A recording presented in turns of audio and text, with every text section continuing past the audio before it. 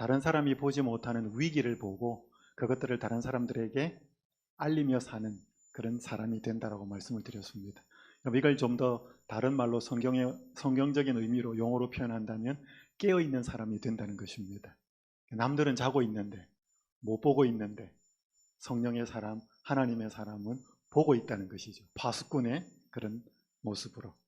두 번째 시간에는 성령의 사람은 다른 사람들은 다 불안해하는데, 다 걱정하고 염려하고 두려워하는데, 하나님의 사람은 하나님의 보호하심과 인도하심이 너무 확실하여서 그 속에서 평안함을, 기쁨을, 안식을 누리는 사람이다라고 말씀을 드렸습니다.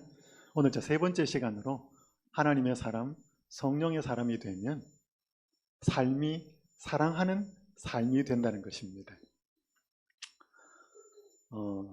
세계에서 최장기로 인생을 연구하는 프로젝트가 있습니다. 지금도 진행 중인데 이 프로젝트의 제목은 하버드대 성인 발달 연구라고 하는 프로젝트인데 몇 년에 시작했는가 하면 1938년에 시작을 했습니다.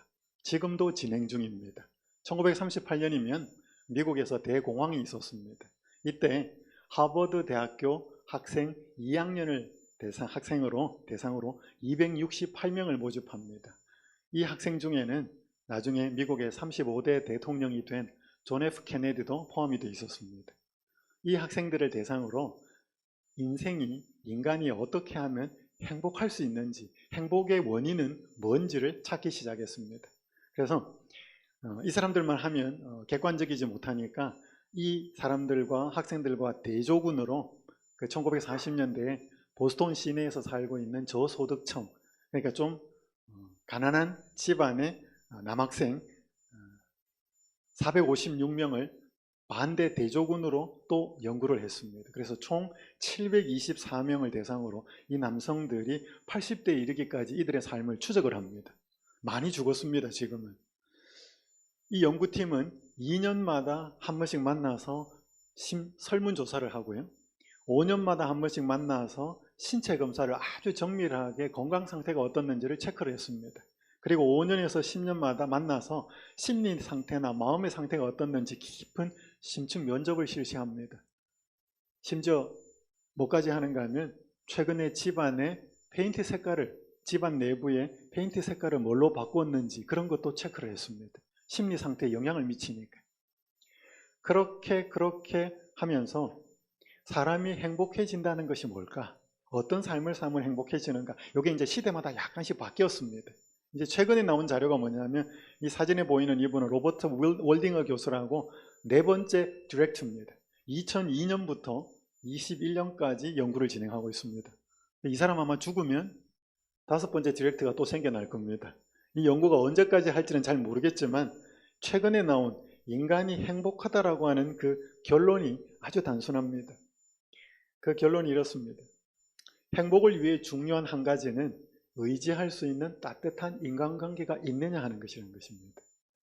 굉장히 심플하죠. 어마어마한 연구를 통해 가지고 의지할 수 있는 따뜻한 인간관계, 구체적으로 물었습니다. 이게 뭐냐? 의지할 수 있는 인간관계가, 따뜻한 인간관계가. 그랬더니 이 디렉터가 조금 더 쉽게 설명합니다. 자신을 숨길 필요 없이 나 자신으로 있을 수 있다고 느끼는 관계, 이런 관계가 있으면 사람이 어떤 상황이 되었어도 행복하다는 것입니다. 여러분, 이 세상에 살면서, 저희가 사회에 살면서 왜 공부를 잘하려고 하고, 왜 외모도 가꾸려고 하고, 능력도 있으려고 그러고, 돈도 좀 더 많으려고 그러나? 그렇지 않을 때보다 그 조건을 갖추고 있으면 뭐 해주니까? 인정해주고 대접해주니까.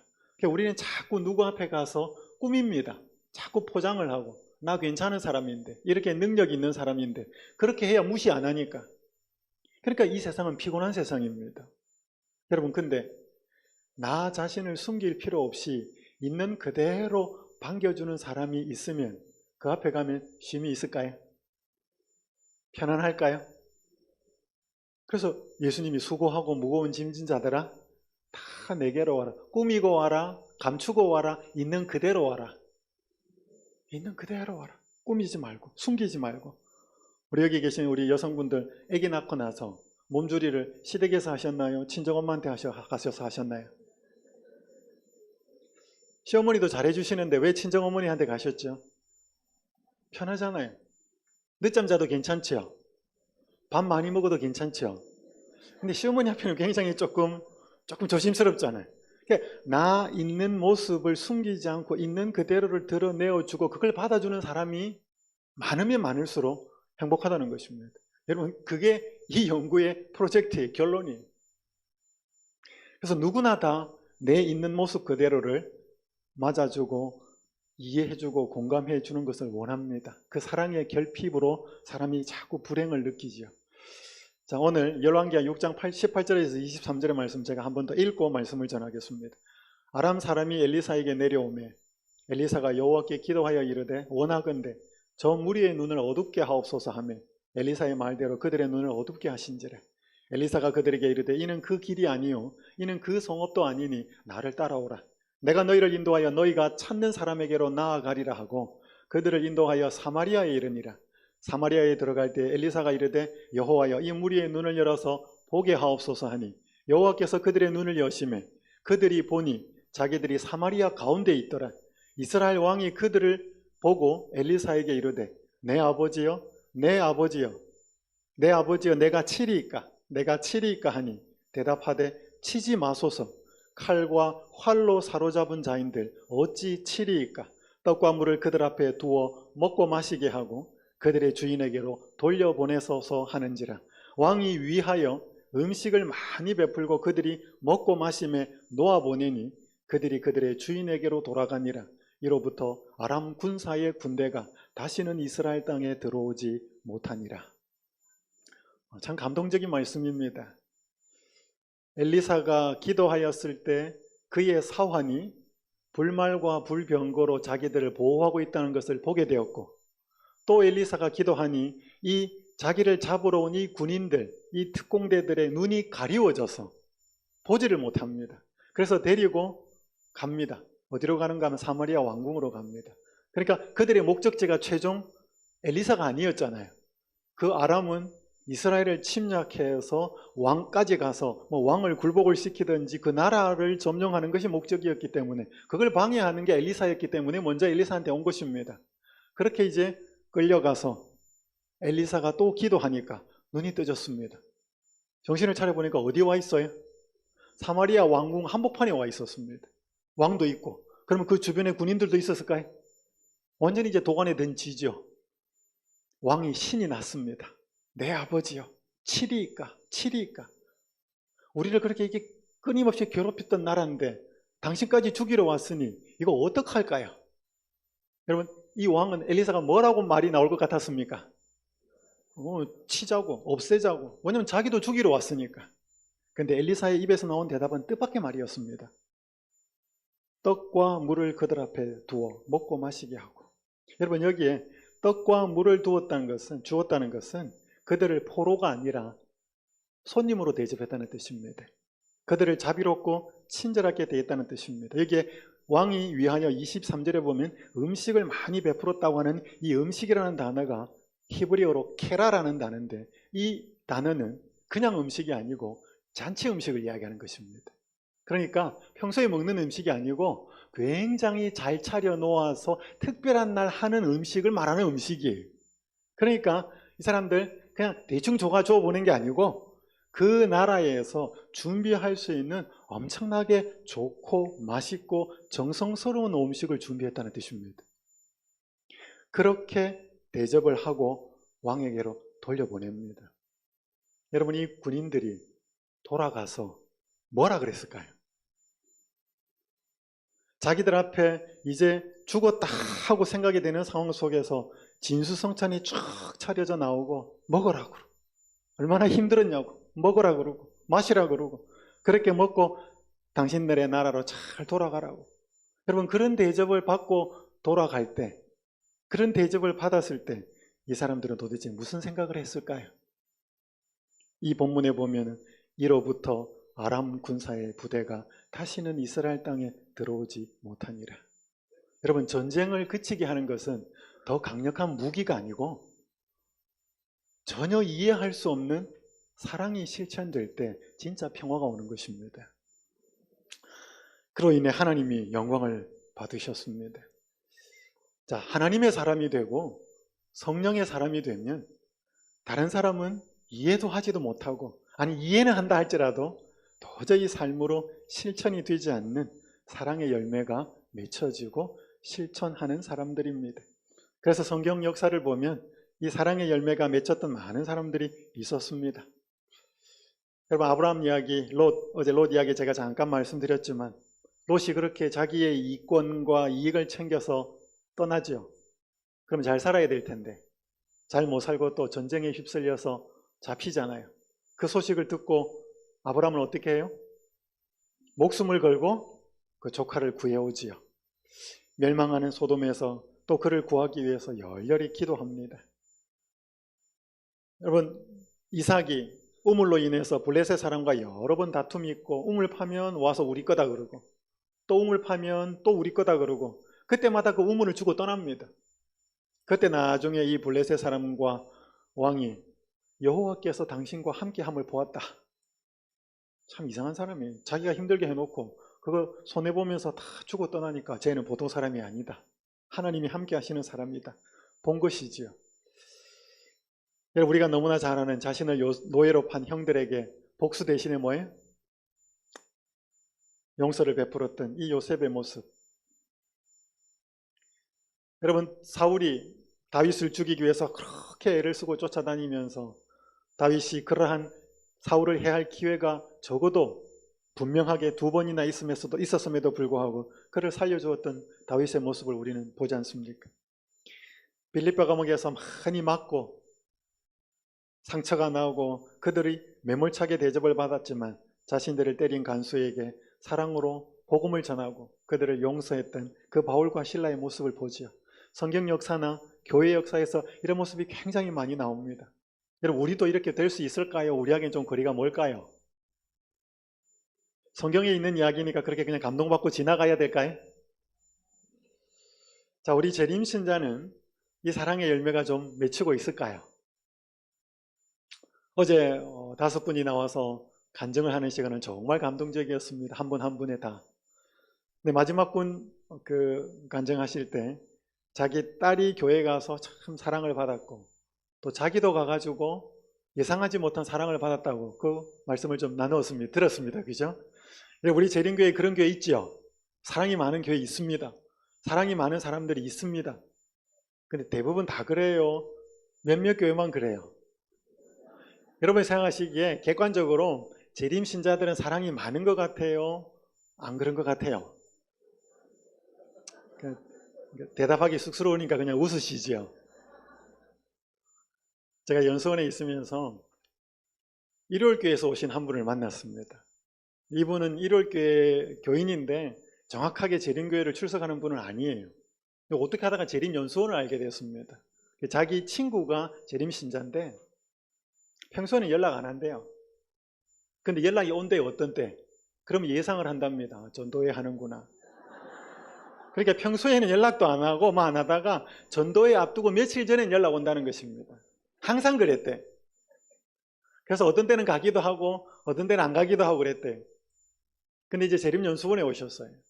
오셔가지고 어떻게 하다 보니 저랑 좀 이야기를 하게 되었습니다.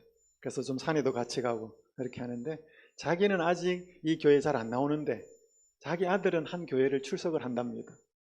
근데 자기 엄마와 좀 떨어져 있어가지고 집으로 자주 가서 그 교회는 한 달에 한 번 정도 간대요.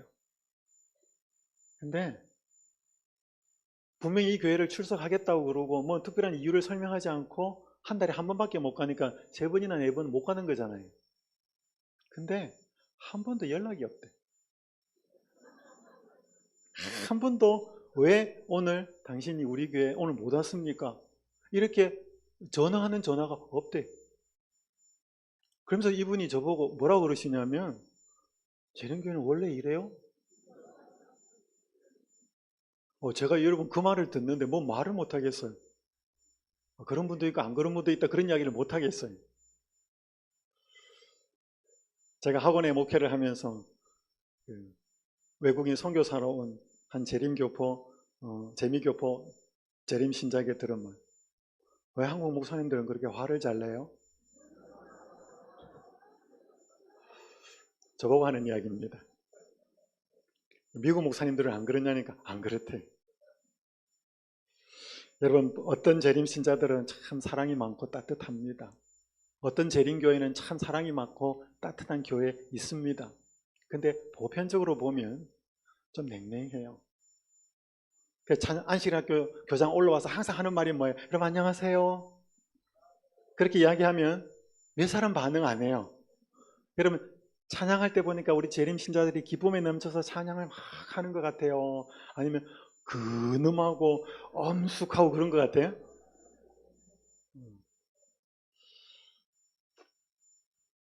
여기 사도행전에 이런 말씀이 있습니다. 오늘날 하나님의 교회에는 슬프게도 형제의 사랑이 뭐하다? 부족하다. 그리스도를 사랑하노라고 공언하는 많은 사람이 뭐하지 않는다? 서로 사랑하지 않는다. 교회에는 뭐가 부족하다?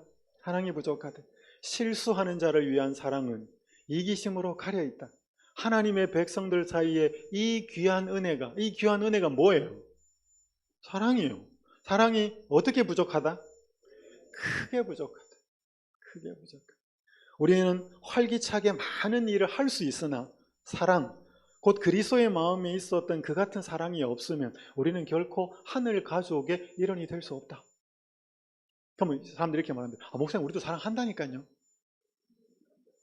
여러분 이 말씀 밑에 있는 말씀 읽겠습니다. 몇 사람에게만 읽겠습니다. 시작.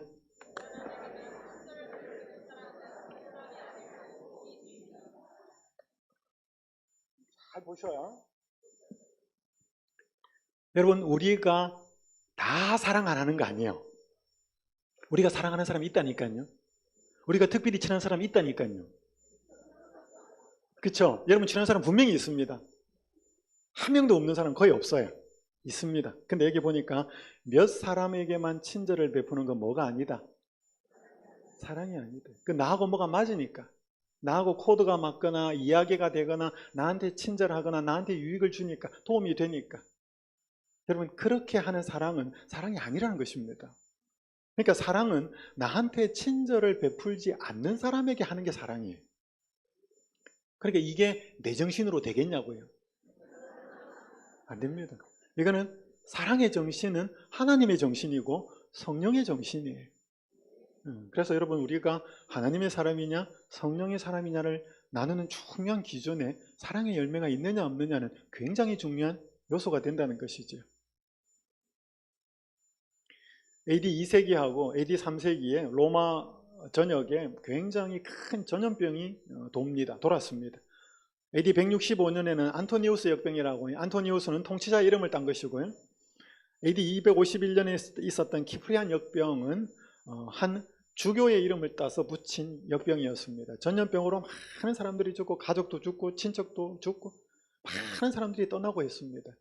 그런데 그 시대를 두 번을 겪으면서 한 주교가 이런 편지를 썼습니다. 당시 알렉산드리아의 주교가 어떤 한 곳에 보낸 편지에 이렇게 기록했습니다. 우리 그리스도인 형제들의 대부분은 자신을 아끼지 않고 서로를 생각하며 무한한 사랑과 충성을 보여주었다. 그리스도 안에서 그들은 몸을 사리지 않고 아픈 자들의 필요를 채워주며 돌보았다. 덕분에 많은 환자들이 평안한 가운데 잠들었다. 그들은 스스로 병에 걸리면서까지 이웃의 아픔과 고통에 기꺼이 동참했다. 그러니까 전염병으로 죽어가니까 가족도 버리고 친척도 버리고 친구도 버리고 다 내 살자고 도망가고 떠나는데 그리스도인들은 자기도 알지도 못하는 그 사람들을 돌보면서 자기도 전염병에 옮아서 병에 걸리면서까지 자기 주변에서 죽어가는 사람들을 돌보고 그들을 살폈다는 것입니다. 그게 이 역사에 큰 전염병이 두 번 돌았던 시기에 그들에게서 보여진 모습이었다는 것입니다. 초기 교회 이후에 얼마 안 되었을 때 이들은 뜨거웠거든요. 성령이 임하였고 사랑이 있을 때 자기를 돌보지 않고 이렇게 사랑을 나누었다는 것입니다. 근데 이게 바뀌지요. 여기 사도행전에 보면 그러나 차츰차츰 변화가 일어났대. 신자들은 다른 사람들의 결점을 보기 시작하였다. 그들은 그리스도께서 명하신 정다운 사랑을 잃었으며 무엇보다도 가장 슬픈 것은 그들은 자신들이 잃어버린 것을 의식하지 못하고 있었다. 그러니까 사랑을 잃어버렸는데 정다운 마음을 잃어버리고 자꾸 다른 사람들의 결점이 보이기 시작하는 거죠.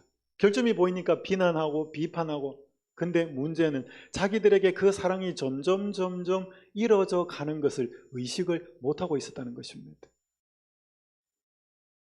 여러분, 이게 이제 마지막 시대의 교회에도 적용이 됩니다. 왜냐하면 라오디게아 교회의 중요한 특징이 뭐냐면 자신의 상태를 모르고 있었다는 것이거든요. 못 보는데 본다, 헐벗었는데 입었다, 가난한데 부자다, 착각이었죠. 그럼 라오디게아 교회의 문제의 원인이 뭐예요? 자기 상태를 모른다는 것입니까? 여러분, 그건 결과예요. 라오디게아 교회의 문제는 마음 문 밖에 예수님이 있었다는 거예요. 두드린다는 거죠. 내가 네 마음 문에 들어가도록 열어달라는 것입니다. 예수님이 떠나 있었고 예수님이 마음에 없었기 때문에 착각하고 살았던 것입니다. 괜찮은 신앙인이다. 여러분, 여기 마태복음 24장 12절에 보면 불법이 성함으로 뭐라고요? 많은 사람의 사랑이 식어지리라. 여러분, 이건 예언이죠. 그러니까 여러분, 마태복음 24장은 예언이에요. 마지막 시대가 되면 사랑이 뭐 할 거다? 식어질 거다. 왜? 성령이 많은 사람의 마음속에 머무르지 못하기 때문에. 성령이 떠나갈 수밖에 없도록 거절하니까. 여러분, 여기 잘 아시는 디모데후서 3장 1절에서 5절에 보면 너는 이것을 알라, 말세에 고통하는 때가 이르러 사람들이 자기를 사랑하고 돈을 사랑하고. 여러분, 이 디모데후서 3장 1절에 5절의 내용이 세상 사람들의 형편을 묘사한 글일까요? 하나님을 믿는다라고 말하는 신자들을 묘사하는 걸까요?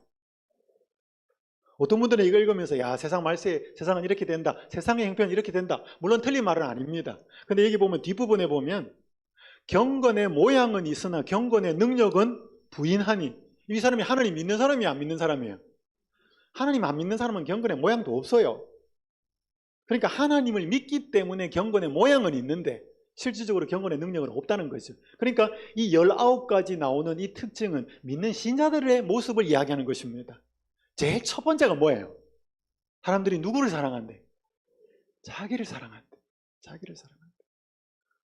여러분, 심리학에 보면요, 심리학자들하고 이 성경을 믿는 학자들 사이에 굉장히 논쟁이 되는 게 있는데 그게 self love라고 하는 것이 자기 사랑, 혹은 다른 말로 표현하면 self esteem, 자기 존중, 자존감. 그래서 심리학자들은 자기를 뭐 해야 된다 그래? 자기를 사랑하고 자기를 존중해야 뭘? 나머지도 뭘 잘할 수 있대요. 여러분, 이거 맞는 것 같아요? 틀린 것 같아요?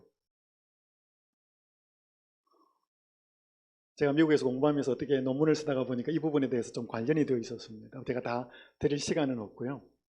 그래서 예수님을 믿는 신자들, 학자들 중에서도 자기를 존중해야 된다는 말이 굉장히 많이 나옵니다. 근데 또 한 부류는 그거는 올바른 성경적인 것이 아니다. 성경 어디를 읽어봐도 자기를 사랑하라는 말은 없다. 자기를 부인하라 그러지. 그러니까 여기 보니까 이 19가지 말세의 사람들의 신자들의 특징이 나오는데 1번이 뭐예요? 자기를 사랑한다는 것입니다. 나머지는 이 1번에 기인한다는 것입니다. 여러분, 자기를 사랑하는 게 뭐예요? 다른 의미로 뭐를 사랑하는 거예요? 돈을 사랑하고 자랑하고 교만하고. 여러분, 사랑하는 게 몇 가지 나오죠? 여기 보십시오. 자기 사랑, 그 다음에 또 쾌락 사랑한다 그랬죠. 돈 사랑한다 그랬고. 이 사랑이 누구 사랑보다 커요? 하나님 사랑보다 큰 거지요. 제가 한 자료를 보다가 재밌는 걸 봤습니다. 2017년도에 한 기독교, 재림교회뿐만 아니고 외국 재림 한국 기독교입니다. 기독교 관련 신문에 실린 배우자를 구하는 광고예요. 본인이 냈는지, 그러니까 자기 아버지가 목사라 그래요.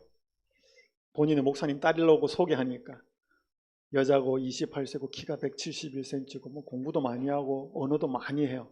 쫙 이야기하면서 밑에 소개합니다. 본인은 목사님 딸로서 지금까지 뭐 오직 공부와 신앙적으로 그 어떠한 이성 간의 교제를 단 한 번도 한 적이 없는 큰 숙맥 같지만 큰 꿈과 비전의 공무원 청년으로 30세 이상 믿음의 가문의 기독교인 중에 판사님, 의사 선생님 중에서 양가 어르신들의 축복 속에 교제하여 나라, 국민을 위해 봉사하는 평생 사랑하며 주님께 영광을 올려드릴 분을 기다리겠습니다. 이걸 본인이 냈는지 아버지가 냈는지, 이 기독교 신문이에요. 본인이 냈다고 해도 문제고 아버지인 목사님이 냈으면 더 큰 문제고. 여러분, 하나님께 영광 돌릴 그 배우자가 왜 판사님하고 의사 선생님밖에 안 돼요? 다른 분하고 결혼하면 하나님께 영광을 못 돌립니까? 이 신자가 도대체 무슨 생각으로 이런 광고를 냈겠냐 이 말이죠. 예수님을 믿는다고 하는데 이 마음속에는 뭐가 지배하고 있어요? 자기를 사랑하고 세상을 사랑하는 마음이 가득 차 있었다는 것이지. 이 정병선이라고 하는 한 개신교 목회자가 쓴 글에 이런 재밌는 글이 있습니다. 한국 사람은 합리적이라기보다는 다분히 감정적이다. 우리의 마음은 비좁고 감정 주도적이라서 작은 문제만 생겨도 토라지고 돌아서기 일수다. 그래서 일단 감정이 상하고 나면 그 후부터는 누구의 말도 어떤 설명도 먹히지 않는다. 감정 일변도로 나갈 뿐이다. 그 다음 한 문장 한번 읽어볼까요? 빨간 글자. 한 번 감정이 상하게 되면 하나님도 손을 대지 못하는 것이 한국 그리스도인이다. 그 결과 용서하라는 주님의 명령을 알면서도 일단 감정이 상하고 나면 상한 감정을 추스리지 못해서 결국은 관계의 파국에 이르고야만 돼. 재밌는 표현입니다. 한국 그리스도인은 하나님도 어떻게 못한대. 여러분, 누가 섭섭한 이야기 할 수 있죠? 내 마음 몰라줄 때 있지요? 그게 싹 들어왔다가 왜 저러지 하고 지나가셔요? 계속 그게 남아있으셔요? 한 달이 지나고 3개월이 지나고 1년이 지나고 우리 재림교인들은 현미식을 해가지고 정신이 맑아가지고 하나님 말씀이 잘 기억나야 되는데 다른 사람 섭섭하게 한 말, 서운하게 했던 말 잊혀지질 않아. 그래서 표현을 못해. 삐딱하게.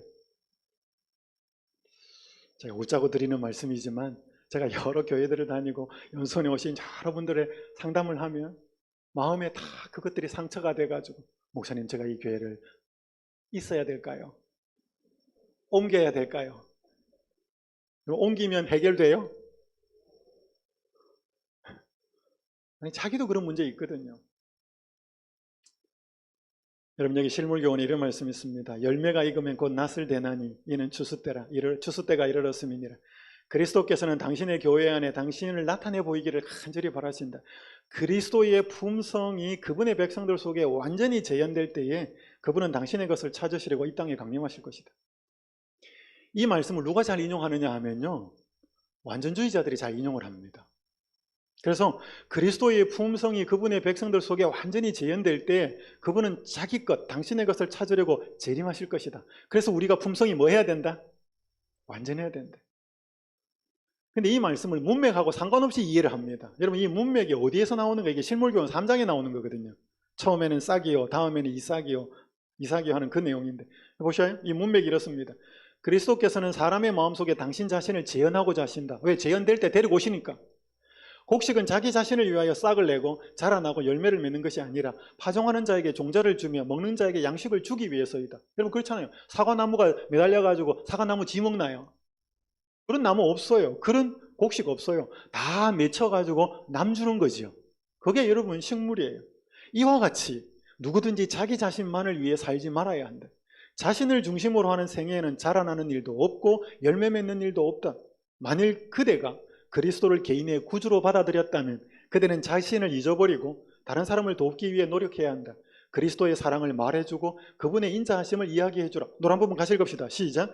그대가 그리스도의 정신, 곧 다른 사람들에게 대한 이기심 없는 사랑의 정신과 그들을 위해 수고를 아끼지 아니하는 정신을 받아들일 때 그대는 자라나게 되고 열매를 맺게 될 것이다. 성령의 열매가 그대의 품성에 무르익게 될 것이다. 여러분, 이 내용을 보니까 이 그리스도의 품성이 재현된다는 말이 무슨 말이에요? 흠도 없고 점도 없는 완전한 품성을 이야기하는 겁니까? 이타적이고 나만을 위해 살지 않고 다른 사람을 위해서 사는 희생적이고도 이타적인 그리스도의 정신을 말하는 겁니까? 그거죠. 이 문맥이 그거예요. 그러니까 이 문맥과 상관없이 밑에 거 딱 빼가 와가지고 당신이 그분의 백성들 속에 완전히 재현될 때, 그래서 여러분, 우리가 성경을 보든지 증언의 말씀을 보든지 문맥을 무시하고 보면 안 됩니다. 이 문맥은 이 그리스도의 품성이 재현되는 것은 그리스도와 같은 이기적이지 않은 이타적인 마음이 재현될 때 그리스도의 품성이 재현된다는 거예요. 왜냐하면 그 예가 뭐냐면 식물이라는 거죠. 나무라는 거죠. 포도나무, 사과나무, 배나무 다 그 열매를 아름답게 맺어서 누구 주는 거예요? 배고프고 먹고 싶어하는 사람들에게 다 나누어 주는 것처럼 그리스도인의 삶은 그런 거다. 자기를 위해 사는 사람은 그리스도인이 아니다. 그런 이타적인 마음이 내 삶 속에서 생겨날 때 이건 내 백성이다 라고 하시면서 예수님이 데리러 오겠다 이런 뜻이지, 여기에 무슨 흠도 없고 점도 없고 그런 용어나 그런 의미가 들어올 수 있는 문장이 아니다 이 말이지요. 그럼 어쨌든 간에 마지막 때가 되면 예수님 닮은 품성의 모습들이 재현이 될 텐데 그 정신은 어떤 정신이라고요? 나를 위해 살지 않는, 나를 위해 먹지 않는 그런 정신의 사랑의 사람이 나타나겠다는 것이죠. 자, 그래서 여러분 오늘 우리가 어떻게 하면 이 사랑을 좀 맺힐 수 있고, 먼저 예수님의 사랑에 대해서 좀 살펴보고 말씀드리죠. 새 계명을 너희에게 주노니 서로 사랑하라. 함께 읽겠습니다. 시작.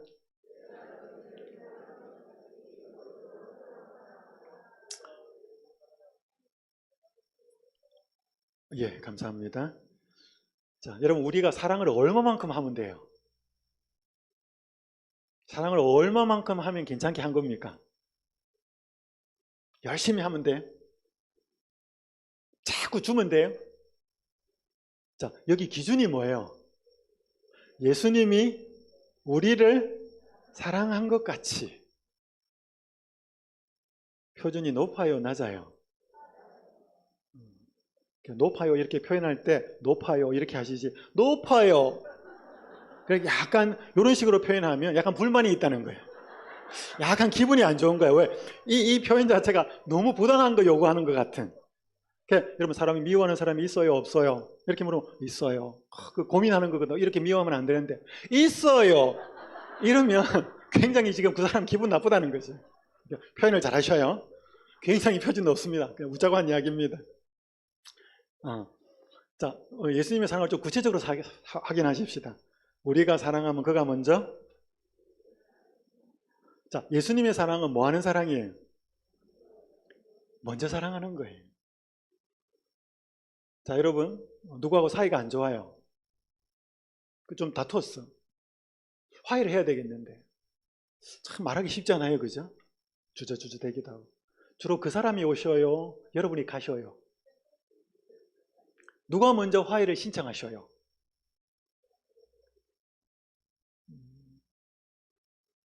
여러분이 갈 때도 있고 그 사람이 올 때도 있습니다. 여러분 그리스도의 사랑은 먼저 가는 사랑입니다. 그 사람이 오지 않아도, 아니 잘못은 그 사람이 더 많이 했어도, 여러분 사랑은요, 사랑이 많은 사람이 먼저 갑니다. 여러분 부모하고 자식하고 싸우면 누가 이겨요? 네? 여기 갈립니다. 그럼 대부분 부모하고 자식하고 싸우면 자식이 이겨요. 왜 그런가 하면 자식은 자기 생각만 해요. 부모는 내 생각도 하지만 자식 생각하면서 싸웁니다. 내가 계속 반대하고 이렇게 하면 내 아들이 내 딸이 얼마나 마음이 아플까, 그걸 염두에 두고 싸워요. 여러분 그래서 싸웠다고 해, 싸워가지고 이겼다고 해서 좋아하지 마셔요. 싸워가지고 이긴 사람은 자기 생각만 했을 가능성이 굉장히 높아. 그러니까 양보를 안 하는 거지. 얼마나 상대방이 마음 아프고 상처를 받는지 고려를 안 하는 거지. 그래서 여러분 싸움은 누가 지는가 하면 사랑이 많은 사람이 져요. 이겼다고 절대로 좋아하지 마셔요. 그래서 제가 한 증언의 말씀 읽었던 때 이런 말씀이 있습니다. 다른 사람이 20가지를 잘못하고 당신이 한 가지를 잘못했더라도 당신이 먼저 가서 화해를 청하라. 그러니까 20배를 그 사람이 더 잘못했더라도 뭐해? 당신이 먼저 가라. 그리스도의 사랑은 어렵고 힘들어 보이지만 구체적으로 먼저 가는 사랑입니다. 먼저 가는 사랑. 자, 또 하나 읽읍시다. 요한복음 13장 1절. 유월절 전에 예수께서 자기가 세상을 떠나 아버지께로 돌아가실 때가 이런 줄 아시고 세상에 있는 자기 사람들을 사랑하시되 어떻게 사랑하시니라? 끝까지 사랑하다. 예수님의 사랑은 먼저 하는 사랑이고 예수님의 사랑은 끝까지 하는 사랑이에요. 여러분 우리 사랑하다 보면 때리치워보고 싶은 때 있죠. 내가 저 인간을 계속 사랑해야 돼. 그만두고 싶을 때 있어요, 없어요? 있어요. 이제 표현 좋았습니다. 있어요. 약간 톤이 부드러웠습니다. 네. 우리 인간이 사랑하다 보면 한계에 부딪힐 때가 있습니다. 그만두고 싶을 때가 있어요. 여러분, 이렇게 전도를 하고 사랑을 나누고 할 때 자기 좋자고 하는데 무시하기도 하고 멸시하기도 하고. 제가 나중에 두 번째 시간에 잠깐 말씀드리겠다. 그런 분 한 예가 있습니다. 예수님의 사랑은 끝까지 사랑하는 사랑입니다. 예수께서 이르시되 아버지 저들을 사하여 주옵소서 자기들이 하는 것을 알지 못합니다. 이 저들이 누구예요? 자기를 십자가에 못 박는 사람이죠. 원수까지도 사랑. 여러분, 엘리야가 이거 가슴에 품은 거 아니에요. 자기 죽이러 온 사람한테 떡하고 잔치 음식 베풀어서 돌려보낸 거 아니에요. 그리스도의 사랑은 원수까지 하는 사랑이 있지요. 자, 이런 사랑을 자꾸 뭐 해야 되는가 하면 바라봐야 됩니다. 묵상해야 됩니다. 왜? 우리에게는 이런 사랑이 없기 때문에. 우리 사랑은 어떠냐? 우리는 몇 사람한테만 친절한 사랑이거든. 나한테 잘해주는 사람한테만 친절하거든요. 그럼 이 수가의 우물가에 있는 여인에게 예수님이 생명수 주러 가셨다가 여자가 별로 반응이 없으니까 내 남편 데려오라 그럽니다. 비밀을 폭로하지요. 굉장히 부끄럽고 수치스럽고 도대체 이 인간이 뭔 인간인가? 왜 내 과거를 이렇게 알고 있고 덜추어내는가? 두려웠습니다. 근데 여러분, 이 시대의 소망에 이런 말씀이 있습니다.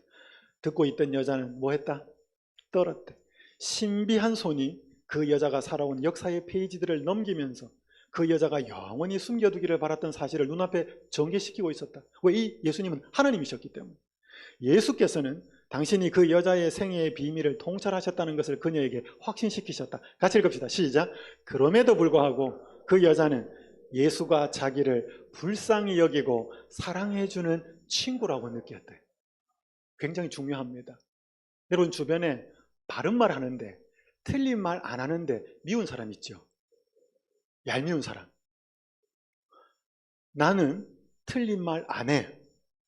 나는 팩트만 말해.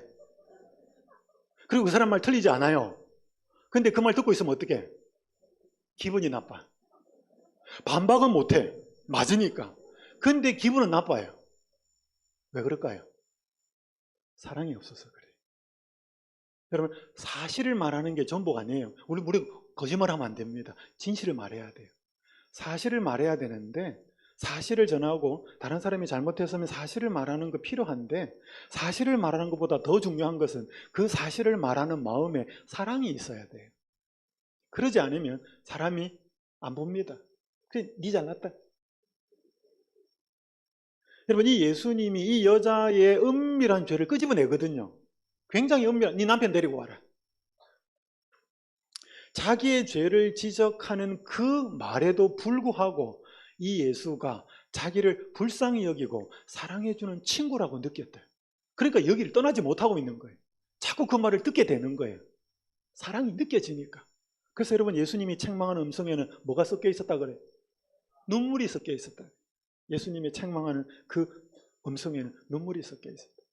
그래서 여러분, 우리가 특별히 잘못한 사람들 대할 때 참 조심해야 됩니다. 특별히 자녀들을 대할 때 성경에 보면 자녀들을 노엽게 하지 마라 그랬거든. 우리는 잘못한 자녀를 잘못했다라고 하는 그 이유 때문에 얼마나 뚜껑 열리게 하는지 모릅니다. 여러분, 자녀를 책망할 때 노엽게 하지 말아야 돼. 여러분, 제가 그랬어요. 제가 제 아들이 둘인데 지금 돌아보면 참 부끄럽습니다. 아버지라고, 목사라고, 그러니까 저는 제가 2번이나 제 아들들한테 정식으로 잘못을 고백했습니다. 아빠가 너희들한테 이렇게 말하고 이렇게 행동한 게 지금 돌아보니까 정말 잘못됐더라. 아빠를 용서해 주겠니? 제가 2번이나 사과했다니까요. 더 많았을지도 모릅니다. 여러분, 우리가 사랑을 많이 이야기한다고 해서 우리가 사랑이 저절로 되는 게 아니에요. 많은 사람들이 자꾸 사랑 자꾸 이야기하면 자기는 사랑하는 줄 알아. 그래서 목사님들이 사랑에 대해서 설교 많이 하면요, 자기가 사랑하는 사람인 줄 알아. 여러분, 사랑하는 말하는 거하고 사랑이 실천되는 거하고는 달라요, 그거는. 여러분, 이 선영호 목사님 잘 아시잖아요. 애양원교회. 이분이 평양신학교를 졸업하고 그 애양원교회에 부임을 합니다. 여러분, 그게 나환자들이 많았어요. 그 나환자들의 여러분, 나환자들 사람들이 잘 상종을 안 하잖아요. 그 애양원교회를 섬길 때 이분이 그 나환자 한센병 환자들의 그 고름이 나오는 부분을 이렇게 입을 대어가지고 빨아내고 그랬던 그런 일화들이 있습니다. 해방 후에 1948년에 여수 순천 사건 때 두 아들이 좌익단체에 의해서 죽죠. 동인이, 동신이. 나중에 자신도 공산군에 의해서 돌아가시는데 그 두 아들을 죽인 청년이 안재선이라는 청년이었습니다. 이 안재선이라는 청년을 아들로 받아들이려고 합니다. 그때 제일 강력한 반대를 했던 사람이 딸이에요. 손동이라고 하는 딸이었습니다. 죽어도 안 된다는 것입니다. 그럼 생각해 봐요. 아버지가 자기 오빠들을 죽인 사람을 양자로 받아들이겠대. 그 여동생이 이해를 하겠습니까? 내 두 오빠를 죽인 그 원수를. 그때 손양원 목사님이 딸에게 한 말이 이 말이었다 그래. 동이야, 아버지가 눈물로 호소한다. 그 사람 용서하자. 여러분, 이건 제정신이 아닙니다. 이거는 인간의 정신, 육의 본성의 정신으로는 절대로 할 수 없는 정신이죠. 그리스도의 정신이, 성령의 정신이, 하나님의 정신이 이렇게 만드시는 거죠. 자, 우리 여러분, 이제 이 사랑의 열매는 반드시 성령 충만할 때 나오게 되어 있습니다. 엘리사가 그랬던 것처럼. 여러분, 예수님이 제자들을 부르는데 참 독특한 상황이 나옵니다. 여기 마가복음에 보면 18절에 보면 또 안드레와 빌립과 바돌로메와 마테와 도마와 알페오의 아들 야고보와 미 다데오와 가나나인 시몬입니다. 여러분, 여기 빨간 글자로 적어놓은 마테하고 시몬하고는 어떤 사람들이에요? 여러분, 마테는 직업이 뭐예요? 세리죠. 세금 공무원입니다. 가나나인, 옛날 개혁 성경에는 가나안인이라고 번역되는데 번역은 잘못되었습니다. 이 가나나인이라는 말은 열심당원이라는 뜻입니다. 열심당원, 질럿이라고 하는 열심당원인데 그 사람 시몬이었습니다. 그러니까 여러분, 이 두 사람은 어떤 사람인가 하면 쉽게 예를 들면 마테와 시몬의 관계는 일제시대 때 친일파하고 독립운동가하고 관계가 흡사합니다. 그러니까 세리는 공무원이잖아요. 로마 시대에 세금을 바치는 사람이고 거두는 사람인데 대부분 부정부패가 심했고 로마 권력에 결탁되어 있고 힘을 입었습니다. 그러니까 세상 사람들이 바라보기에는 굉장히 미운 사람이죠. 근데 이 열심당원, 가나나인 사람은 어떤 사람이냐면 독립운동가들이었습니다. 그래서 시카라고, 시칼이 아니고 시카라고 진짜 칼이에요. 단도 조그만 칼을 가슴에 늘 품고 다녔습니다. 그래서 자기들이 보기에 매국노나 나라를 위해하는 존재라고 생각이 되면 꺼내가지고 바로 찔러버립니다. 품고 다녔어요. 독립운동가였습니다. 여러분, 예수님이 이 두 사람을 같이 제자로 불렀어요. 예수님 좀 성격 이상하지 않아요? 여러분, 이게 불러다 놓으면, 이걸 제자로 불러다 놓고 같이 생활하면 어떤 일이 발생합니까? 싸울 수밖에 없어요. 이게 원수기 때문에. 여러분, 왜 예수님이 12명의 제자를 부르면서 이 원수의 부류를 제자로 불렀을까? 저는 꼼꼼히 좀 생각을 해봤습니다. 여러분, 만약에 이들이 예수님의 정신과 성령의 정신이 그들의 마음을 지배하지 않으면 이들은 원수가 될 수밖에 없고 싸울 수밖에 없어요. 근데 이들에게 복음이 역사하고 성령의 능력이 역사하면 이들도 뭐 할 수 있다는 거죠. 한 마음이 될 수 있고 사랑할 수 있었다는 것입니다. 마찬가지예요. 오늘 우리가 살아가는 많은 사회에 나와 섞이지 않는 물과 기름 같은 사람들이 있어요. 내 정신으로는 싸웁니다. 그렇지만 복음의 능력이 임하고 성령이 임하시고 우리가 그리스도의 정신으로 돌아갈 때 그 사람들하고도 뭐 할 수 있어요? 잘 살 수 있습니다. 잘 살아야 돼요. 사랑하고 하나가 될 수 있다는 것을 예수님은 몸소 이 제자들을 이렇게 부르시면서 보여주신 것입니다. 물론 그 전까지는 계속 싸웠습니다. 누가 크냐. 하지만 성령이 임했을 때는 달라지지요. 자, 여러분, 그래서 성령이 임해야 우리에게 뭐가 맺힌다? 사랑의 열매가 맺힌다. 열매가 맺히는데 이 열매의 첫 번째, 여러분, 성령의 열매는 몇 가지예요? 9가지예요? 사랑은 맺히는데 오래 참는 게 안 된다. 아, 나는 저 사람 보니까 사랑은 할 수 있는데 못 참겠다. 가능해요?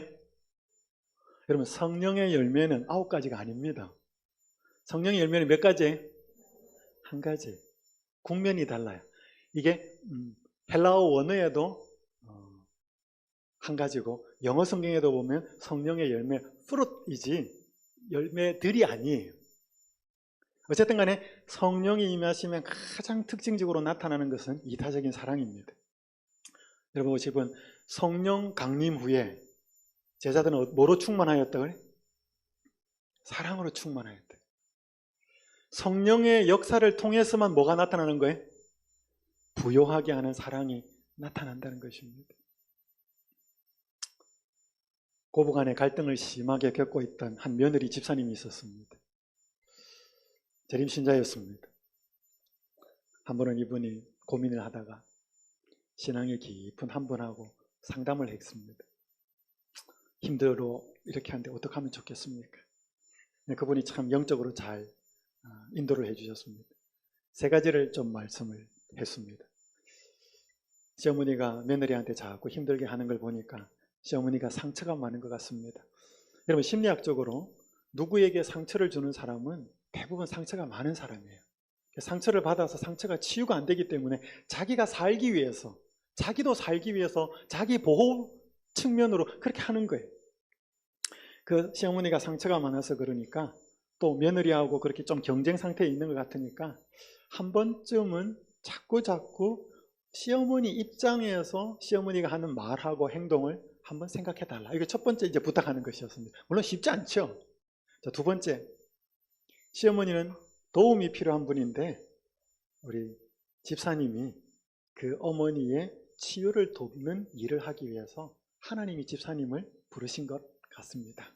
2번째가 그 말이었고, 자, 3번째는 집사님을 정말 함께 살기 힘들어하고 성경에서 말하는 원수까지도 사랑하고 그 사람을 위해서 복을 빌어주는 사람으로 거룩하고 아름답게 만드시려는 하나님의 섭리와 뜻이 있는 것 같습니다.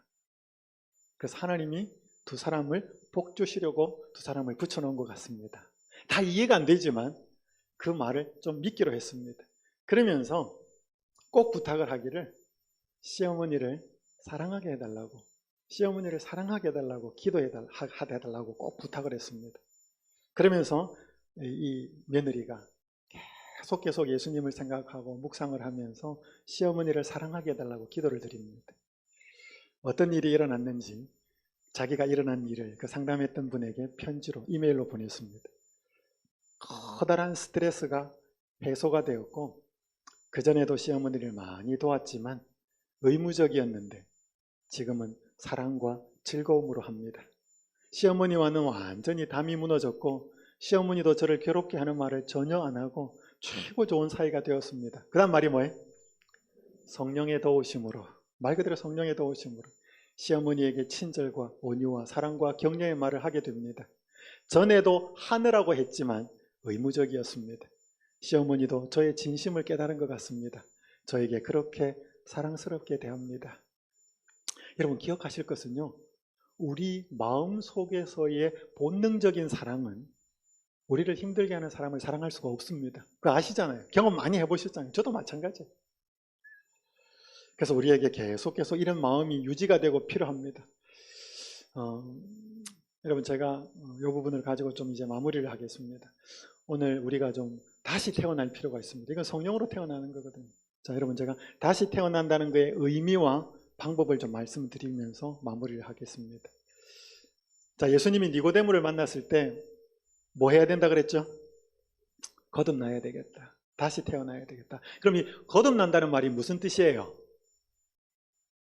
영어로는 born again, 다시 태어난다는 말이고 원어적인 의미로는 위로서부터 태어난다는 것입니다. 자, 이게 제일 위에 있는 우리 문장에 빨간 글자만 읽겠습니다. 즉, 시작. 즉, 사람이 새 마음과 욕망과 새 목적과 새 동기를 받아 그것들로 새 생애에 들어가지 아니할 것 같으면. 그러니까 여러분, 사람이 거듭난다는 말은 새 마음을 품고 새 욕망을 가지고 새 목적을 가지고 새 동기를 가지는 거예요. 그러니까 다른 말로 표현하면 새 생애에 들어가는 새 사람이 되는 거예요. 여러분, 이게 거듭난다는 뜻이에요. 이게 하나님 나라에 들어갈 수 있는 유일한 조건이에요. 여러분 어떠셔요? 여러분, 하나님 나라가 있어요? 하나님 나라가 있습니까? 있죠. 여러분, 미국 있죠, 미국. 가보신 분도 있고 안 가보신 분도 계신데, 우리가 미국에 들어가려면 뭐를 받아야 들어가요? 비자를 받아야 돼요. 공부하러 가는지 관광하러 가는지. 그 나라 사람들이 들어오라 그래야 들어가요. 그럼 남의 집에 그냥 들어갈 수 있어요? 그 사람 들어오라 그래야 들어가야 돼. 그럼 하나님 나라에도 들어갈 수 있어요? 들어오라 그래야 들어가요. 하나님 나라에 들어가는 조건이 뭐예요? 다시 태어나는 거예요. 인종이 뭐냐, 학벌이 어떻냐, 돈이 얼마나 있냐, 지위가 아무런 중요하지 않습니다. 하나님 나라에 들어가는 유일한 조건은 다시 태어나는 거예요. 다시 태어나는 거예요. 근데 다시 태어나는 게 뭐냐 하면 새 사람이 되는 거예요. 새 사람이 된다는 게 뭐냐? 새 마음과 새 동기와 새 욕망을 갖는 거라고요. 당연히 질문을 드리죠. 여러분, 하나님 없는 사람도 돈 법니까? 직장생활 합니까? 하죠. 예수님 믿는 사람도 직장생활 합니까? 하지요. 자녀 낳지요. 결혼하지요. 자, 우리가 하나님 없는 사람하고 돈 버는 목적이 똑같으면 어떻게 돼요? 여러분, 세상 사람들 돈 왜 벌어요? 잘 먹고 잘 살라고 벌어요. 자식 왜 키워요? 자식 때문에 행복하고, 자식이 행복하게 커서 이 세상에서 잘 먹고 잘 사는 사람 만들려고. 여러분, 만약에 우리가 그리스도인인데 그리스도가 없는 세상 사람들하고 돈 벌고 자녀 키우고 결혼하고 나머지 취미생활 갖는 모든 목적이 똑같아 버리면 우리는 새 사람이라고 할 수 있을까요? 새 목적과 새 마음과 새 동기가 아니에요. 그래서 여러분, 내가 오늘 거듭났는지 안 거듭났는지를 생각을 해보셔야 돼요. 자, 쉬운 일은 아닌데 예수님이 거듭나는 방법으로 뭐를 이야기하시는가 하면 모세가 광야에서 뱀을 든 것까지 인자도 뭐 해야 된다? 이 거듭나는 방법에 대해서 이야기하는 것입니다. 그러면서 그를 뭐 하는 자마다? 믿는 자마다 영생을 얻게 하려 하십니다. 여러분, 민수기 21장의 말씀 잘 압니다. 모세가 놋뱀을 만들어 장대 위에 달아서 놋뱀을 뭐 한 적 살더라? 쳐다본 적 살더라. 산다는 말은 영생을 얻는 말과 같은 말입니다. 물론 여기 때는 조금 더 다른 의미죠. 그러니까 그래서 그를, 예수님을 믿는다는 말하고 쳐다본다는 말은 같은 말이에요. 잘 기억하셔요. 자, 여러분 보셔요. 이 지금 놋뱀을 만들어서 쳐다보면 산다. 과학적이에요? 이성적이에요? 의학적이에요? 여러분, 뱀에게 죽는데 뭐를 해줘야 살을 수 있어요? 해독제 먹든지 주사 맞든지. 근데 왜 이렇게 매달아 놓고 쳐다보면 살겠다 그랬을까요? 쳐다보니까 살았잖아요.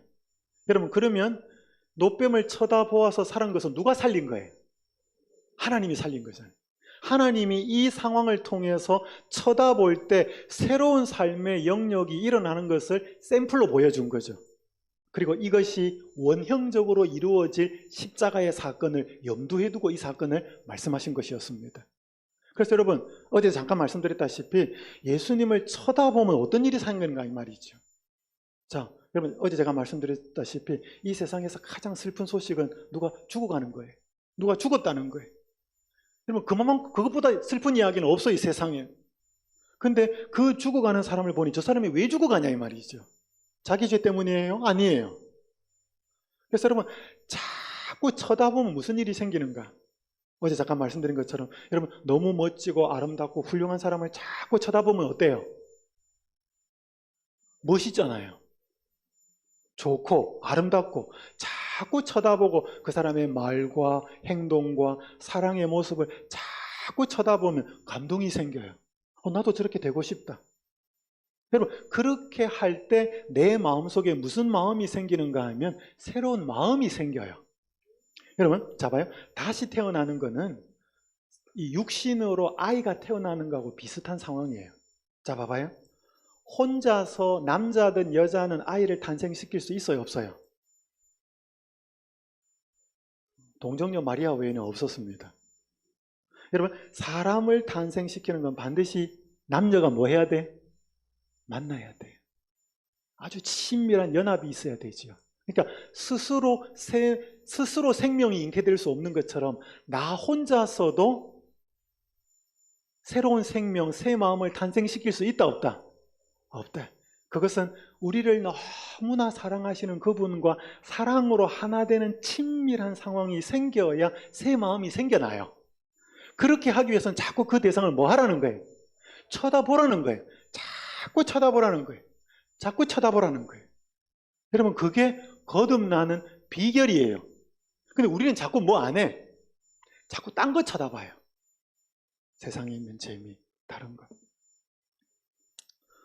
여러분, 제가 하나님 은혜로 늦은 나이에 미국 유학을 갔습니다. 이게 워싱턴 DC에 가면 있는 한국 전쟁 기념관이에요.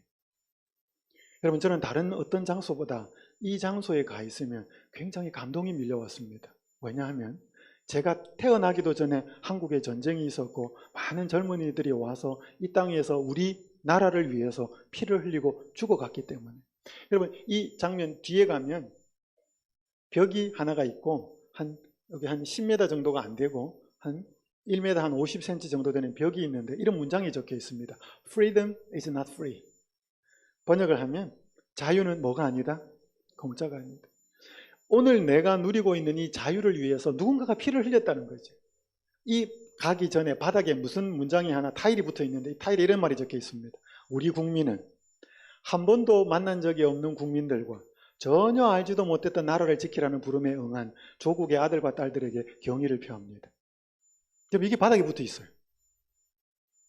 여러분, 그때 대한민국에 전쟁이 나서 파병이 된 군인들이, 세계 각국에서 온 군인들이 대한민국이 어디에 붙었는지 알았을까요? 대한민국 사람들이 어떻게 사는 사람인지 알았을까요? 명령 하나 받고 온 거죠. 그래서 싸우다가 죽었어요. 그 사람들이 죽었기 때문에 우리가 자유를 누리는 거잖아요. 여러분, 만약에 여러분과 제가 북한에 태어났으면 이렇게 집회하겠습니까? 여러분, 저는 어마무시하게 애국자는 아닙니다. 하지만 제가 지금 누리고 있는 자유가 누군가의 희생에 의해서 이루어졌다는 것을 알면 알수록 감사해요. 고마워요. 누구에게 인사를 할 수는 없지만 그냥 고마운 거죠. 그래서 이 데이비드 토로가 이런 말을 했습니다. 무엇이든지 그 가치는 우리가 그것을 위해 내놓으려고 하는 인생의 분량과 같아요. 이게 뭔 말인가 하면 여러분이 가치 있게 여기는 것은 다 뭐냐면 굉장히 대가가 지불된 것입니다. 돈이 많이 들어갔든지 노력이 많이 투자가 됐든지 아니면 앞으로 투자될 것인지. 그래서 여러분이 귀하게 여기는 것은 여러분이 그걸 얻으려고 잃지 않으려고 얼마만큼 인생을 투자하고 희생했는지가 그게 가치 있는 것이 결정이 된다는 것입니다. 동의하시죠?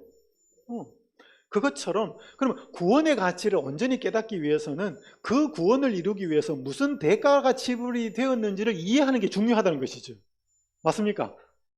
그걸 가만히 살펴보니까 누가 죽었더라는 거죠. 예수님.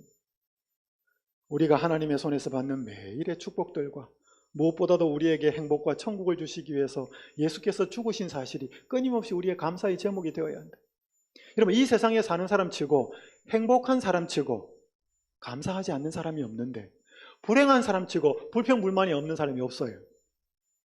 여러분, 여기에 보시니까 하나님의 손에서 우리가 받는 매일의 축복들이 있습니까? 어떤 게 있어요? 숨 쉬고 햇빛 있고 우리 생활 필수품이잖아요. 여러분, 그래서 가만히 계실 때 한번 좀 삶이 힘들고 왜 이렇게 뜻대로 안 되지라고 생각할 때 자꾸 여러분에게 어떤 은혜가 주어졌는지를 한번 곰곰이 생각해 보셔요. 내가 어떤 은혜를 받았는지. 여러분, 제가 한 1년 됐나요? 카톡을 하나를 받았습니다. 그 카톡 하나에 무슨 내용이 나와 있는가 하면 쭉 앞에 내용을 쓰고 나서 제가 목사님과 목사님의 두 아들과 목사님의 가족을 위해서 매일 아침마다 간절히 기도합니다. 한 여집사님이 보낸 카톡이에요. 여러분, 제가 뭐라고? 제가 뭐라고 그분이 매일매일 아침 시간에 기도 드릴 때 저하고 제 아들과 제 가족을 위해서 기도합니까?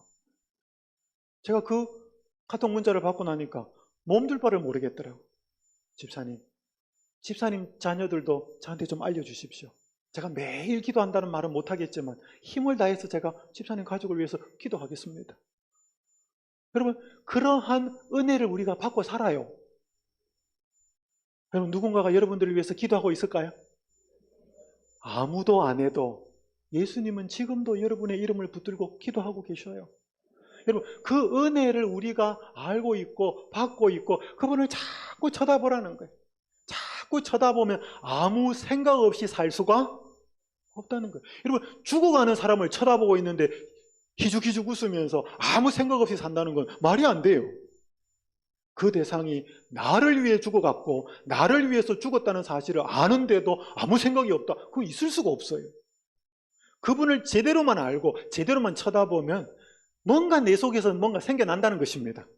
여러분, 그게 새 마음이고 그게 용서할 수 있는 마음이고 그게 사랑할 수 있는 마음이고 그게 오래 참을 수 있는 마음이 된다는 거예요.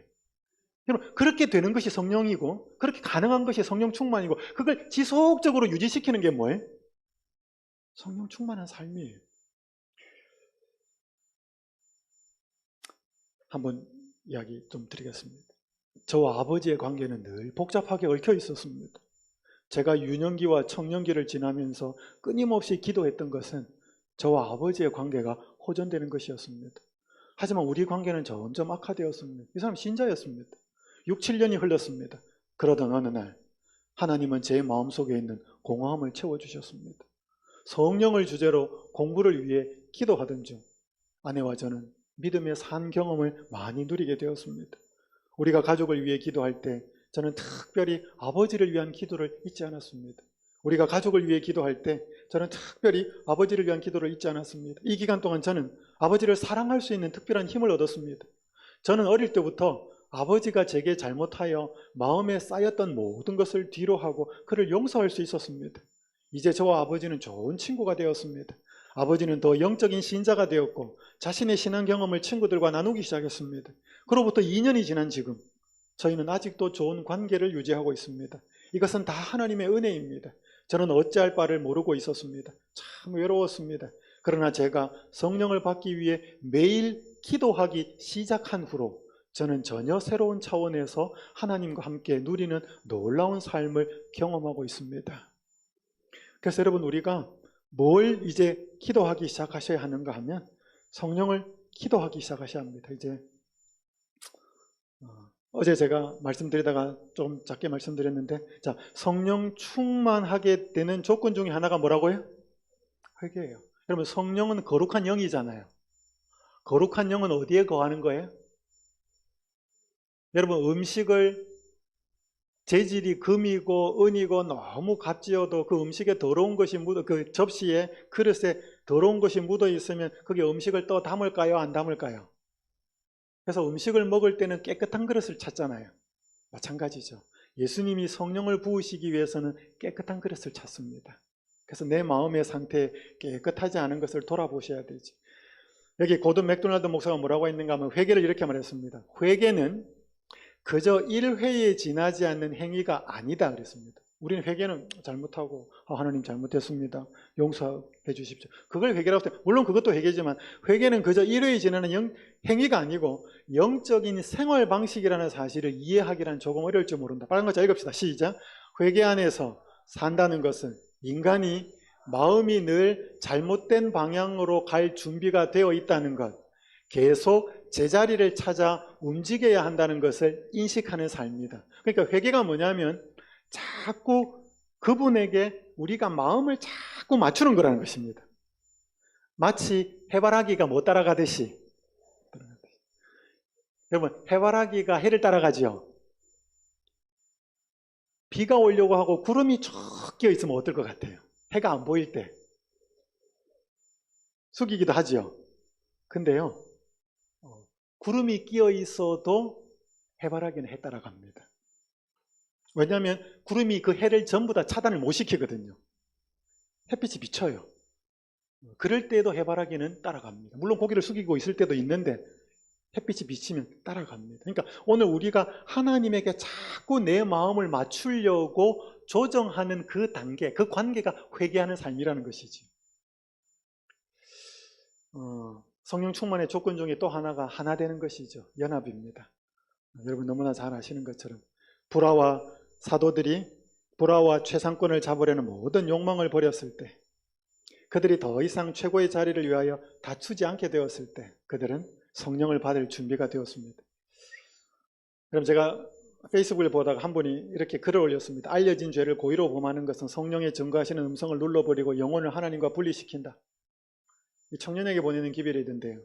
이 글을 올리고 나니까 저희 교회 한 장로님이, 우리 재림교회 한 장로님이, 약간 좀 부정적인 마음이 굉장히 큰 장로님이 있습니다. 한 합회. 그분이 댓글을 달았어요. 죄.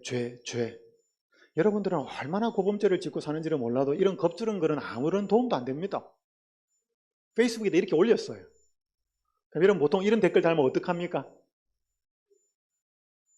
뭐 지우기도 하지만 논쟁이 붙을 수도 있죠. 근데 이분이 뭐라고 댓글을 달았는지 참 은혜가 있었습니다. 이 글이 장로님께 겁을 주었다면 죄송합니다. 전 오히려 주를 바라보게 되는데 말입니다. 그랬더니 이분이 꼬리를 확 내려요. 집사님은 대단하신 분입니다. 완전한 SDA. 그분이 댓글 이렇게 달았습니다. 장로님, 저는 회개하라는 말씀을 보면 감사하다는 생각이 들어요. 왜냐하면 주님이 필요하다는 의미니까요. 독사의 자식들이라고 하면 눈물 나요. 주님께서 죄 때문에 오셨으니까요. 제가 뭘 하려고 하는 것이 아니라 주 앞으로 나가게 하니까요. 제가 의로우면 그 말씀이 거슬릴 거라는 생각이 듭니다. 지극히 죄인이기에 또 나아갑니다. SDA가 아니라 하나님을 창조주로 대속주로 믿는 작은 자입니다. 굉장히 감동적이에요. 자기가 뭔가 신앙의 깨달음이 있어 글을 하나 딱 올렸는데 반응이 부정적이었습니다. 근데 막 자기 논리를 펴지 않습니다. 자기가 깨닫고 자기가 생각하고 자기가 예수님과의 관계 속에서 자기 간증의 글을 올렸습니다. 그것도 남을 이렇게 비난하지 않고 자기를 겸손하게 돌아보면서 자기에게 베풀어진 하나님의 얼마나 은혜가 큰지 그걸 올렸어요. 그랬더니 이분이 오히려 막 논리적으로 막 따져가지고 설득을 시키고 이해를 시키려고 한 게 아니고 자기가 믿는 하나님, 자기의 신앙의 아름다운 모습, 감동적인 모습 그렇게 올리니까 훨씬 더 감동이 큰 거예요. 그러니까 여러분, 우리가 누군가를 만나서 때때로 논리적으로 대해야 될 때도 있지만 오히려 더 겸손하게 내가 예수님 안에서 사는 모습을 이야기하는 것이 훨씬 파워가 있고 문제를 잘 해결하는 방법이 될 때가 많습니다. 하나됨이죠. 관계를 깨뜨리지 않겠다는 것입니다. 사랑하는 마음으로 대하는 것이죠. 성령을 받는 중요한 것이죠. 여러분, 여기 성령 충만의 조건 중에 하나가 기도입니다. 여러분, 스가랴 10장 1절에 있는 말씀 함께 읽겠습니다. 시작. 봄비가 올 때에 여호와 곧 구름을 일게 하시는 여호와께 비를 구하라. 무리에게 소낙비를 내려서 밭의 채소를 각 사람에게 주시리라. 여러분, 봄비가 올 때는 뭐가 와요? 봄비가 올 때니까 뭐가 와요? 비가 오잖아요. 봄비가 올 때니까. 봄비가 올 때니까. 그러면 구해도 돼요? 안 해도 돼요? 안 해도 되잖아요. 봄비가 오는 때니까. 봄비가 오는 때면 여호와께 기도하지 않아도 와요. 근데 이게 뭐하라 그랬어요? 봄비가 올 때에 여호와 곧 구름을 일게 하시는 여호와께 뭐를 구하라? 왜 이렇게 해야 돼요? 봄비가 오면 기다리면 되잖아. 근데 봄비가 올 때에 왜 비를 달라고 해야 되냐 이 말이죠. 여러분, 성령을 주시겠다는 건 하나님 약속인데 근데 우리 보고 뭐 하라 그래? 성령을 구하라 그래요. 왜? 여러분, 구하는 자는 그것에 대해서 절박한 사람이에요. 여러분, 성령은 원하지 않는 사람에게는 안 부어집니다. 주어도 감동하지도 않아요. 여러분, 정말로 성령이 필요하십니까? 내가 필요해야 돼. 그러면 성령이 이루어졌을 때, 청년이 충만할 때 무슨 일이 일어나는지를 봐야 돼. 사랑을 하게 되고 용서를 하게 되고 증거를 하게 되고 하나님의 보호하심을 느끼게 되고 너희가 악할지라도 좋은 것을 자식에게 줄 줄 알거든 하물며 너희 하늘아버지께 구하는 자에게 성령을 주시지 않겠느냐. 여러분, 우리가 구한다고 해서 하나님 앞에 직방으로 올라간다 그거 아니에요. 이거 읽고 마치겠습니다. 예배와 기도, 찬양, 회개하는 사람의 죄의 자복 등은 참된 신자에게서 향연처럼 하늘 성소로 올라가지만 그것들은 타락한 인간의 입술에서 나왔기 때문에 매우 불결하여 보혈로 정결하게 되지 않으면 하나님께 아무런 가치가 없다. 여러분, 어제 많은 분들이 아름다운 간증을 하셨는데 그게 그냥 하나님 앞에 안 올라가요. 우리의 간절한 금식 기도, 철야 기도, 성령을 구하는 기도, 그건 우리 입에서 나오지만 굉장히 불결하다는 거예요. 하나님 우편에 계신 중보자가 자신의 의로 그것들을 정결케 하여 드리지 않는다면 하나님이 간합하실 수 없다. 그분은 하나님 앞에서 자신의 공로를 담은 향로를 가지고 계신데 그 속에는 이 땅에 부패한 것은 하나도 없다. 그분은 향로에 신자들의 기도와 찬양과 죄의 자복을 모아 그 위에 자신의 흠 없는 의를 첨부하신대. 그 향은 그분의 속죄의 공로로 향기롭게 되었기 때문에 하나님이 온전히 받으실 만한 향으로 간합된다. 그 다음에 기도 응답이 있게 된다. 여러분, 우리가 간절하게 기도드렸다고 해서 하나님 앞에 올라가는 게 아니에요. 우리에게서 나오는 모든 것은 다 더러운 거예요. 근데 그 우리의 기도에 하나님의 공로가 덮어줍니다. 그래서 깨끗하게 만들어주는 거예요. 그래서 우리의 기도도, 우리의 찬양도, 우리의 간증도 그 예수 그리스도의 중보가 더하여져서 하나님 앞에 올라갑니다. 그래서 여러분, 처음부터 끝까지 우리에게 예수는 어느 한순간에 빠져서는 안 되는 전부입니다. 자, 오늘 제가 세 번째 시간으로 성령의 사람은 사랑의 열매가 맺힌다라고 말씀을 드렸습니다. 그러면서 제가 성령을 우리가 정말로 받기 위한 간절한 세 가지 조건이 있다고 말씀을 드렸습니다. 하나는 회개, 하나는 하나됨, 하나는 기도. 정말로 내가 그것을 간절하게 원하는지 오늘 우리의 마음을 한번 간절히 돌아보시고 오늘 그 성령 충만한 여러 모습들이 우리의 기도와 우리의 연합과 우리의 회개를 통해서 채워져서 우리의 삶이 변화되고 하나님 앞에 받으시는 바 된 삶이 되기를 간절히 바라면서 마치겠습니다.